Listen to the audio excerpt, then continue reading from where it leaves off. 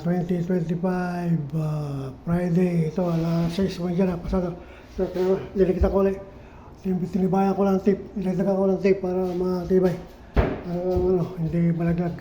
Ito yung dating tape niya, ni Edsel, room number 1. Para dahil sa agas ng ulan na tumatulog, lagay. Ngayon, niretain ko na yan para magamit din. Magamit din ng bagong narating. Sabihin ko problema. Yun ang problema take it or leave it. Yun ang problema sa wall na sip-sip ng pagkamalakas sa ulan. Sisip-sip ng tubig, ng ulan yung wall. Ng tubig ulan. Kaya nagdi-drip sa kisame. O whatsoever. Aircon, mandar. Everything else. Ito, tatanggalin ko itong mga ulan. Everything else, mercy. Thank you, mercy. Everything else. Para ayos yun.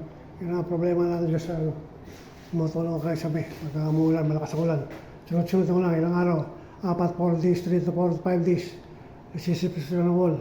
Sasaturate na yung wall, kaya hindi na kayang waterproofing ang ulan. Kaya yun ang problema, nagdi-drip. So ito yung ginawa paraan ng tenant ng room number